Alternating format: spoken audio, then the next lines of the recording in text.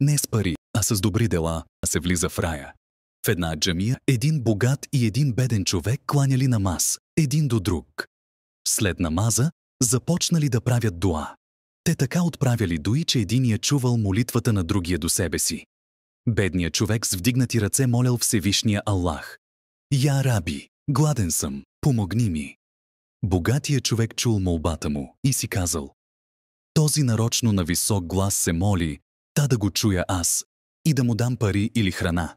Но щом не ми го казва директно, тогава нищо няма да му дам.“ След молитвата си, бедният човек станал и се преместил в едно ъгълче на джамията и задрямал. Малко след това влязал един хамалин с торба на рамо, която била пълна с храната, която бедният човек си бе пожелал от Аллах Теаля. Отишъл и ги дал на него. Богатият видял това, отишъл при хамалина и го попитал: „Ей ти, познаваш ли този човек?“ „Не, не го познавам“, рекал хамалинът.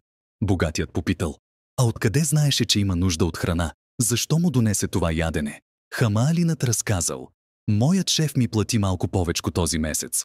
Аз напазарувах за вкъщи и докато жена ми готвеше, аз съм задрямал. На сън ми се яви пейгамбера Мухамед алейхисаляту веселям и ми каза: „Вземи ядене и занеси в джамията. Там ще видиш един беден човек. Дай ги на него. Аллах ще ти даде много берекет, а аз ще се застъпя за теб за рая в съдния ден.“ След като богаташът осъзнал каква златна възможност е изпуснал, той предложил на Хамалина: „Колко пари си дал за това ядене, ще ти платя 10-кратно за покупките. Дай си добрините севапите на мен.“ „Не, не си ги давам“, отвърнал Хамалинът. Богаташът настоял: „100-кратно ще ти платя. Моля те, дай ги на мен.“ Хамалинът казал: „Дори и целият свят да ми дадеш, аз тази добрина и рая си няма да заменя за нищо на света.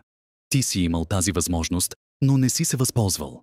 Задръж си парите и се сърди на себе си.“ Скъпи братя и сестри, изпитанията на Аллах са навсякъде.